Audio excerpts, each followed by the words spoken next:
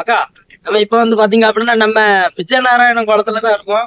இந்த விஜயநாராயணம் நம்ம நாங்குநேரில இருந்து கரெக்டா ஒரு 5-6 கிலோமீட்டர்ல இருக்குமாக்கா. ஒரு 10 கிலோமீட்டர் டிஸ்டன்ஸ்ல தான் இருக்குது. நம்ம திருநெல்வேலி மாவட்டத்திலேயே பெரிய குளம், அதாவது மானூருக்கு அடுத்தபடியா பெரிய குளம்னா அது விஜயநாராயண குளம் தான். எங்க பார்த்தாலும் தண்ணி தான், கடல் மாதிரி கிடக்குமாக்கா. இந்த பக்கம் பாருங்க, கண்ணுக்கு தெரிகிறது வரைக்குமே தண்ணி தான். அதே மாதிரி இந்த பக்கம் பார்த்தாலும் கண்ணுக்கு தெரிகிறது வரைக்கும் தண்ணி தான். விஜயநாராயணா நாங்க குளம்னு சொல்லுவோம்னா குட்டி கடல்னு சொல்லுவோம். அதே மாதிரி இந்த குளத்துக்குள்ள போனோம் அப்படின்னா பைபர் எடுத்துட்டு தான் போவோம். மீனுக்கு இறா போடுறதா இருக்கட்டும், மீன் பிடிக்கிறதா இருக்கட்டும், எந்த ஒரு விஷயமா இருந்தாலுமே பைபர்ல தான் போவோம். அந்த அளவுக்கு பாத்தீங்க அப்படின்னா பெரிய குளம் விஜயநாராயண குளம். விஜயநாராயண குளத்துக்கு வரல அப்படின்னா கண்டிப்பா வாங்க மக்கள், சூப்பரா இருக்கும்.